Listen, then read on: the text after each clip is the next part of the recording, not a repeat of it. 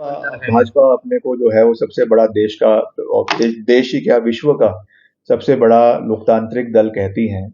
और जब उनको प्रदेश अध्यक्ष चुनने की बारी है तो उसमें कोई चुनाव नाम की चीज नहीं है।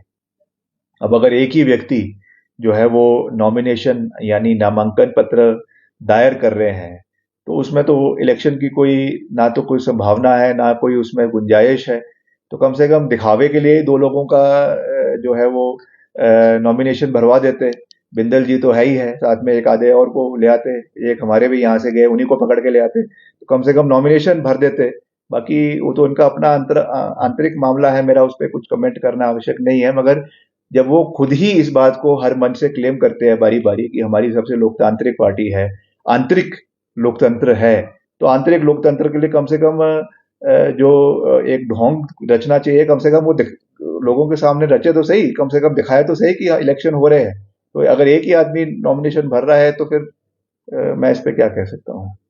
गोयल मोटर्स नेटवर्क की सोलन और शिमला स्थित नेक्सा शोरूम में पाई इंडिया की सबसे पसंदीदा गाड़ियों पर खास ऑफर। इग्निस, बिलेनो, फ्रॉन्स, जिमनी और ग्रैंड विटारा जैसी शानदार गाड़ियों को खरीदने का साल का सबसे बेहतर वक्त। नेक्सा का खास ब्लैक एडिशन उपलब्ध है। सभी तरह की गाड़ियों से एक्सचेंज और अपग्रेड ऑफर भी।